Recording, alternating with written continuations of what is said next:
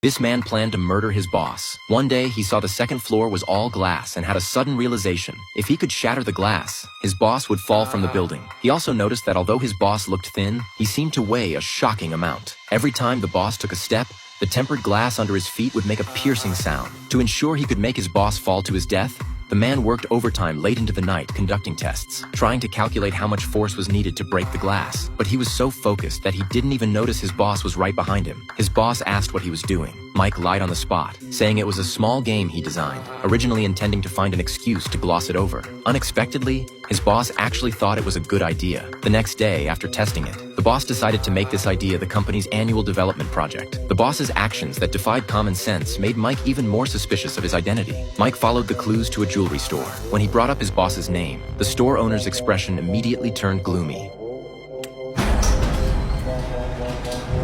He casually pressed the close button and tried to grab a weapon from under the counter.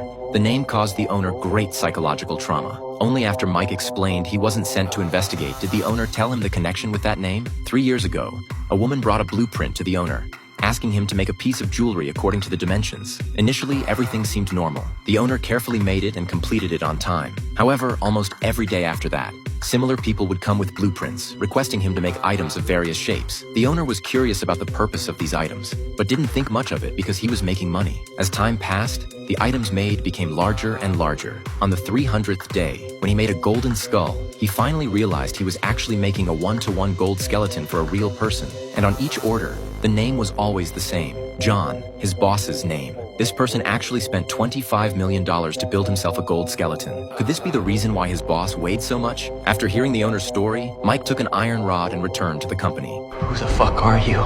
Before his boss could speak, he smashed it down.